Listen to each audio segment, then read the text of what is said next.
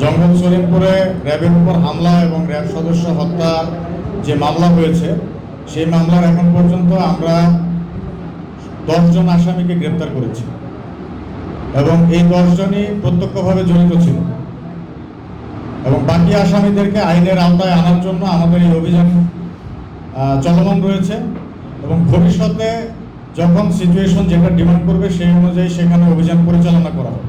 Already আমরা এই কেসের 10 জনকে অ্যারেস্ট করে ফেলেছি। যেহেতু একজন অ্যারেস্ট করা হয়েছে, এই জন্য প্রেস ব্রিফিং করে এভাবে বলা হয়নি। আর সর্বমোট আজকে জানাচ্ছি সর্বমোট 10 জনকে অ্যারেস্ট করেছি এবং তাদের যাকেই আমরা পাচ্ছি এই ঘটনার সাথে জড়িত ছিল আসামি, সেই আসামিকে আমরা গ্রেপ্তার করার জন্য সর্বোচ্চ সচেষ্ট রয়েছি এবং অন্যান্য আইন শৃঙ্খলা রক্ষাকারী বাহিনীও এই বিষয়ে অত্যন্ত সচেষ্ট রয়েছে। এই সমস্যাটা অবশ্যই ইনশাআল্লাহ সমাধান করা হবে।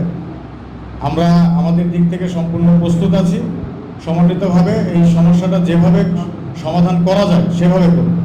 তবে এখানে একটা বিষয় আছে, আমরা একটা দুঃখজনক বিষয় আমি দেখেছি, সন্ত্রাসীদেরকে ইয়াসিন সেও একটা প্রেস ব্রিফ করেছিল। এটা অত্যন্ত দুঃখজনক, সন্ত্রাসীদের কাছ থেকে প্রেস ব্রিফিং নেওয়া। তো সে সেখানে কিন্তু অনেক মিথ্যে কথা বলে জনগণকে ভুল বুঝিয়েছে এবং নিজেকে সে ভালো প্রমাণ করার চেষ্টা করেছে।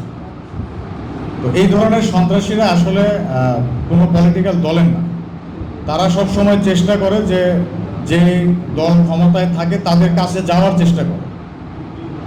তো এই ইয়াসিনের বিরুদ্ধে আগে যখন আওয়ামী লীগ গভর্নমেন্ট ছিল তার কিন্তু আওয়ামী লীগের ব্যানার দেওয়া ছবি আছে। এরপর জুলাই আন্দোলনের পরবর্তীতে সে বিএনপির ব্যানার দিয়ে ছবি তুলেছে। আবার সেদিন ঘটনার পরে দেখলাম যে সে পিছনে বয়কট বিএনপি লেগে একটা দিয়েছে। তো এদের আসলে কোনো নীতি নেই এবং সে জনগণকে একটা ভয় দেখিয়ে রেখেছে যে আমরা সবাই তাদেরকে ধরে নিয়ে আসবো বা এই ধরনের একটা ভয় দেখিয়েছে।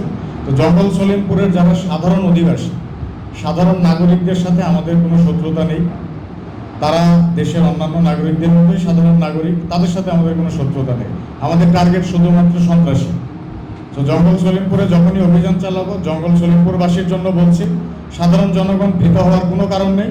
আমরা শুধুমাত্র সন্ত্রাসী এবং অপরাধী যাদেরকে পাবো, অস্ত্র যেগুলো পাবো, আমরা শুধু সেগুলো ধরতে যাবো। সাধারণ জনগণকে আমরা কোনো অবস্থাতেই বিরক্ত করা বা বিব্রত করবো না। Desk report, Nongor news.